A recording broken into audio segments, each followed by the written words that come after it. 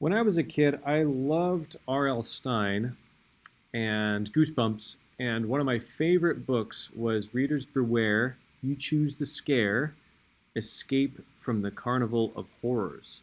So this was a choose your own adventure, and it says more than 20 different endings. So there's basically 20 different pathways you can choose in this book. So the way it works is I've loaded this up on Google Books, where basically they scanned pretty much every book and published it online. I went to page one, and it says, what do you want to do? And then we read through the dialogue. At the bottom, it says, go to page two. Then we go to page two. We have another page of story, and then it says, go to page three. And then we go to page three. And at the bottom of page three, it says, what are you going to do? You decide to go home, turn around, go to page 10. Or if you climb the fence, you go to page 6. So I'm not going to go home, so I'm going to go to page 6. So I'm scrolling down to page 6. Here it is. Let's do it, you say to your friends. Let's climb the fence. And the story continues. So we're basically going to do a digital version of this in today's lesson. So we're going to use a really cool website called Twinery.org, where we can actually create a choose your own adventure codelessly.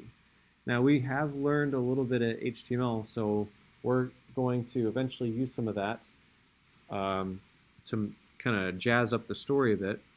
But for now, we're just going to start with a very basic story.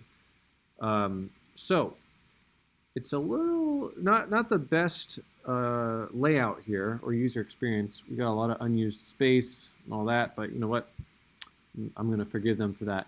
There's a little tiny blue link that says use it online is what we want. So we're going to click use it online. And once you're in here, it shows you all your stories if you've already created them.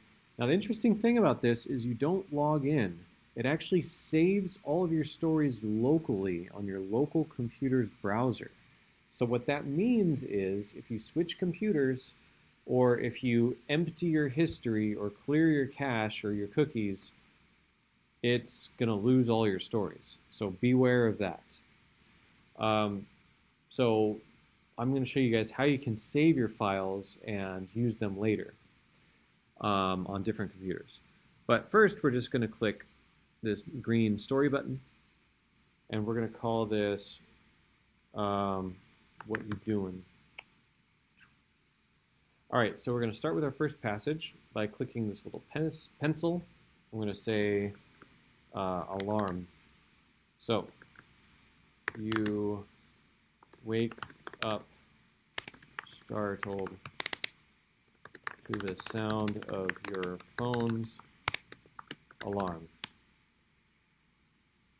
What you doing?